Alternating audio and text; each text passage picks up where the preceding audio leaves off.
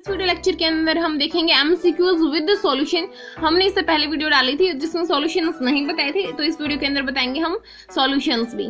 पहला जो क्वेश्चन है, टर्म्स बतानी थी, सारी टर्म्स जो भी हैं ये हमने पहले एक वीडियो डाली है जस्ट थोड़ी देर पहले, उसमें ये आपको सारी टर्म्स बता दी थी विद डेफिनेशन। सो आप ये देख लेना।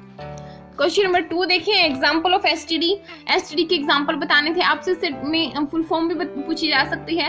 एसटीडी की फुल फॉर्म क्या है? Sexually transmitted diseases. या फिर आपसे पूछा जा सकता है एसटीआई की फुल फॉर्म क्या है, तो वो हो जाएगा सेक्सुअली ट्रांसमिटेड इन्फेक्शंस। इसके एग्जांपल क्या हो जाएंगे? एनसीईआरटी के पेज नंबर 63 के ऊपर मिलेंगे आपको। Gonorrhoea, syphilis, herpes, chlamydiasis, trichomoniasis, hepatitis B, AIDS. ये देखो, जो हर्पीज, हेपेटाइटिस बी और एड्स है, ये तीनों क्यूरेबल नहीं है, इनका कोई भी इलाज आज तक नहीं मिला है। नेक्स्ट, पॉलीएम्ब्रियोनिक के एग्जांपल बताने हैं। ये एनसीईआरटी के पेज नंबर 39 के ऊपर मिलेगा। सिट्रस एंड मैंगो की जो वेराइटीज होती हैं वो पॉलीएम्ब्रियोनिक एग्जांपल हैं।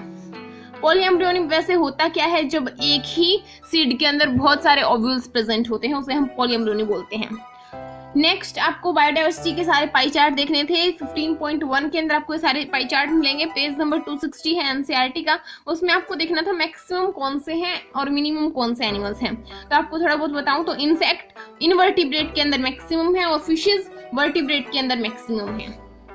नेक्स्ट, आपको डिसऑर्डर देखने थे 45 एंड 47 क्रोमोसोम वाले। तो 45 क्रोमोसोम वाला है टर्नर सिंड्रोम, 47 क्रोमोसोम वाला है क्लीनफेल्टर सिंड्रोम, जिसके अंदर एक एक्स की एक्स्ट्रा कॉपी प्रेजेंट होती है, और डाउन सिंड्रोम जिसमें 47 क्रोमोसोम होते हैं due to trisomy of 21st chromosome. Next question, initiator codon और स्टॉप कोडोन बताने थे कौन कौन से हैं। तो AUG मिथियोनिन बनाता है और यही इनिशिएटर कोडोन है। Stop codon UAA, UAG, UGA, ये तीनों स्टॉप कोडोन है। ये एनसीईआरटी के पेज नंबर 112 पे मिल जाएंगे अगर आपको देखने हैं तो। नेक्स्ट, आपको बार बॉडी बताना था क्या होता है। बार बॉडी जिसे हम सेक्स क्रोमेटिन भी बोल देते हैं, ये एक इनएक्टिव एक्स क्रोमोसोम होता है जिसे अगर हम स्टेन करें तो वो डार्क स्टेनिंग देता है और डेंस होता है। ये न्यूक्लियस के पेरिफेरी के ऊपर प्रेजेंट होता है हर एक सोमेटिक सेल के अंदर। नेक्स्ट, कोलेस्ट्रोम जो फर्स्ट फ्यू डेज का मिल्क होता है, उसके अंदर कौन सी एंटीबॉडी होती है? IgA। A सबसे फर्स्ट लेटर है, तो इसमें सबसे फर्स्ट जो मिल्क होगा उसमें IgA मिलती है। फिर और भी आपसे ये क्वेश्चन पूछे जा सकते हैं, कौन सा एंटीबॉडी प्लेसेंटा को क्रॉस कर सकती है? IgG क्रॉस कर सकती है। एलर्जिक कंडीशंस में IgE काम आती है, और सबसे पहले कोई भी अगर रिस्पॉन्ड करना है सबसे पहले कौन सी बनती है? IgM बनती है। नेक्स्ट, कौन सा RNA ऐसा है जिसे हम अडेप्टर मॉलिक्यूल बोलते हैं? tRNA को अडेप्टर मॉलिक्यूल बोलते हैं। आपको इंसुलिन का स्ट्रक्चर बताना था, तो वो क्या है? ये यहाँ पे इमेच्योर इंसुलिन है जिसमें A चेन C चेन के थ्रू B से जुड़ी हुई है, और बीच में डाइसल्फाइड बॉन्ड होते हैं, सल्फर बॉन्ड होते हैं। अगर आपसे पूछा जाए कौन सा बॉन्ड होंगे तो आपको डाइसल्फाइड बॉन्ड बताने हैं। जब ये मैच्योर हो जाती है तो ये ऐसे A और B तो जुड़े रहते हैं और C फ्री हो जाता है। C पेप्टाइड चेन जो है वो फ्री हो जाती है। एनसीईआरटी के पेज नंबर 211 पे मिलेगा, आपको स्ट्रक्चर देखना हो तो देख लेना। नेक्स्ट, कोलियोप्टाइल क्या है? जो एपिकोटाइल है उसके अंदर एक शूट एपेक्स प्रेजेंट होता है, और कुछ फ्यू लीफ प्राइमोडिया भी प्रेजेंट होते हैं जो एनक्लोज होते हैं एक होलो फोलियर स्ट्रक्चर से, और वही फोलियर स्ट्रक्चर कोलियोप्टाइल है। देन कोलियोराइजा, रेडिकल और रूट कैप दोनों ही एक अनडिफाइंड शीट से कवर होते हैं, वो होती है कोलियोराइजा। इंसर्शनल इनएक्टिवेशन क्या है? ये एक टेक्निक है जिसे हम RDNA यानी रिकॉम्बिनेंट DNA टेक्नोलॉजी में यूज करते हैं। इससे क्या होगा कि अगर हम किसी भी बैक्टीरिया के अंदर कोई भी फॉरेन प्लाज्मिड या फॉरेन DNA ऐड करवाना चाहते हैं तो हम उसको रिस्ट्रिक्शन साइट में ऐड कर देते हैं, इंसर्ट कर देते हैं, जिससे कि कोई भी इंसेक्ट उस एंटीबायोटिक के प्रति रेजिस्टेंट हो जाता है। नेक्स्ट क्वेश्चन, एंजाइम, कौन सा ऐसा एंजाइम है जो सेल वॉल को ब्रेक करने के काम आता है? सेलुलेज। सेल वॉल सेलुलोज की बनी होती है, तो उसे ब्रेक करने के काम आएगा सेलुलेज। साइटोकाइनिन बैरियर कौन से होते हैं? एनसीईआरटी के पेज नंबर 157 पे मिलेगा आपको।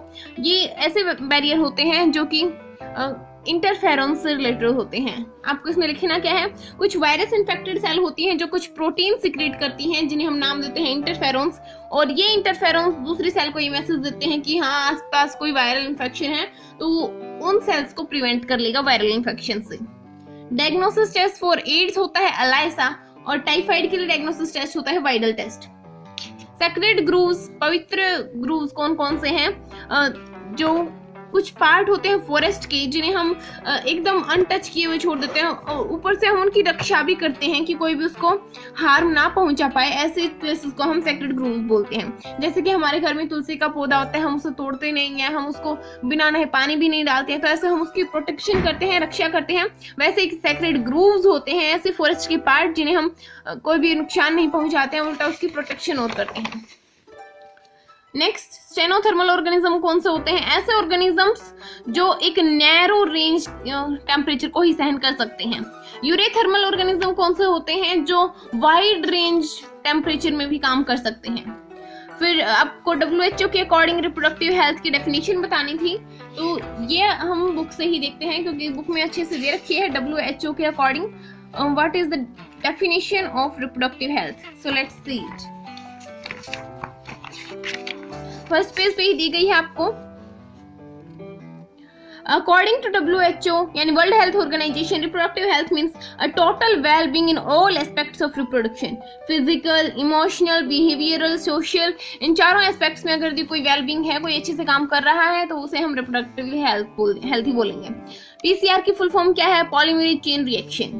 पैसिव इम्यूनिटी क्या है? शॉर्ट टर्म इम्यूनिटी, जो हम गोलियां दवाइयां खाते हैं, एंटीबायोटिक खाते हैं, उनसे हमारे अंदर आती हैं। एक्टिव इम्यूनिटी, जब किसी एंटीजन ने हमारे ऊपर अटैक किया और हमारी बॉडी ने इम्यून सिस्टम में उसके खिलाफ जब एंटीबॉडीज बनाई, उसे ही हम एक्टिव इम्यूनिटी बोलते हैं। इनकम्प्लीट डोमिनेंस का एग्जांपल देना था, जो स्नैपड्रैगन है या फिर कह लीजिए 4 o'clock प्लांट जिसे हम डॉग फ्लावर भी बोल देते हैं, उसके फ्लावर पिंक कलर के हो जाते हैं इनकम्प्लीट डोमिनेंस के कारण। और इसकी जो एग्जांपल है ये एनसीईआरटी में गिवन नहीं है, अगर आपके पेपर में आता है तो आपको एनसीईआरटी वाला पिंक कलर ऑफ स्नैपड्रैगन ये वाला ही लिखना है। नेक्स्ट, म्यूटाजेंस क्या होते हैं? ऐसे कंपोनेंट्स, ऐसे सब्सटेंसेस, ये फिजिकली भी हो सकते हैं और केमिकल भी हो सकते हैं, इनमें से कोई भी हो सकते हैं। ऐसे सब्सटेंसेस जो आपके जेनेटिक मटेरियल को थोड़ा चेंज कर देंगे और म्यूटेशन कॉज कर देंगे। कैपिंग क्या है? एक ऐसा प्रोसेस जिसमें हम 5' एंड के ऊपर यूक्रियोट, जो यूक्रियोट्स होते हैं उन्हीं के अंदर होते हैं दोनों process, capping and tailing, as well splicing जो प्रोसेस होता है यानी कि इंट्रॉन्स को हटाना, ये भी यूक्रियोट्स के अंदर ही होता है। स्प्लाइसिंग भी आ सकता है वैसे तो, इंट्रॉन्स को हटाना। जो कैपिंग है उसके अंदर 5' एंड के ऊपर 7 मिथाइल गुआनोसिन ऐड किया जाता है, और जो टेलिंग है उसमें 3' एंड के ऊपर एडेनिन की 200 से 300 एटम वाली, 200 से 300 एलिमेंट वाली चेन ऐड की जाती है। सिट्रिक एसिड के प्रोडक्शन में कौन से माइक्रोब काम आते हैं? वैसे तो बैक्टीरिया, फंगीस्ट, इन सभी का यूज कर लेते हैं, लेकिन मेनली जो हमारे एनसीईआरटी के अकॉर्डिंग अगर हम देखें, सिट्रिक एसिड को बनाने के काम आती है एस्परजिलस नाइजर। हमेशा याद रखना कि अगर आपसे पूछा जाए तो आपको एस्परजिलस नाइजर ही आंसर देना है, जो कि एक फंगस है।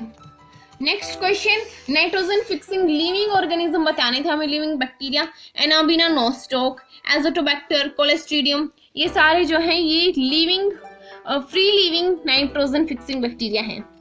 नेक्स्ट, फ्लोक्स कौन से हैं? मास ऑफ बैक्टीरिया जो कि फंगी के साथ में, फंगल इन्फ्लामेंट के साथ में अटैच होते हैं और एक मैश लाइक स्ट्रक्चर बनाते हैं। फ्रूट फ्लाई का साइंटिफिक नेम ड्रोसोफिला मेलनगेस्टर होता है। और जीन थेरेपी का डेफिनेशन अगर हम देना चाहें तो वो क्या होता है? A treatment in which the gene that are missing और not normal in your cell are replaced with normal cell. Normal gene, अगर आपके सेल के अंदर, आपके अंदर कोई भी ऐसा जीन है जो या तो मिसिंग है या फिर नॉर्मल नहीं है, तो उसको रिप्लेस कर दिया जाता है नॉर्मल जीन से, उसे हम जीन थेरेपी बोलते हैं। ये क्वेश्चन थोड़ी देर पहले मैंने आपको बताया था कि इंसुलिन के अंदर कौन से बॉन्ड प्रेजेंट होते हैं? Disulphide bonds. एलाइसा किस प्रिंसिपल के ऊपर काम करती है? एंटीजन एंटीबॉडी इंटरेक्शंस के ऊपर। ORI की फुल फॉर्म क्या है? Origin of replications. ये थे सारे इंपॉर्टेंट MCQs, और जो मैंने आपको कहा था 1 शॉट की वीडियो बनाऊंगी वो भी जल्दी ही बना के लेके आऊंगी, लेकिन वो 3 चैप्टर जब मैंने किए तभी वो 1 घंटे की हो गई, तो हो सकता है उसके मुझे 2 पार्ट बनाने पड़ जाए, लेकिन मैं वो जल्दी ही लेके आऊंगी। ये वाली वीडियो मैंने पहले बना दी थी, बट वो मैंने दूसरी वीडियो जब बनाने स्टार्ट की तो 1 घंटे की हो गई, और फिर स्पेस खाली कर में मैंने वीडियो डिलीट कर दी थी। अब मैंने दोबारा से बनाई, इसलिए ज़्यादा जल्दी बोल रही हूँ, क्योंकि बार बार में एक ही वीडियो को बनाना कोई आसान काम नहीं होता। सो इस वीडियो को देखने के बाद में आप क्या करेंगे, जो 5 मार्क्स वाले थे उनका सॉल्यूशंस ढूंढ लेना, और जो एमसीक्यूज हैं जितने भी आप बुक से रीड करने वाले हैं या फिर आपके पास कोई भी सैंपल पेपर पड़ा है उसमें जितने भी एमसीक्यूज होंगे वो सारे के सारे हम वन शॉट वाली वीडियो में बुक से एक एक लाइन से कर लेंगे, और वो जितना ज्यादा हो सके उसमें कवर करने की कोशिश की गई है। सो थैंक्स फॉर वॉचिंग, वो वीडियो भी जल्दी ही लेके आएंगे।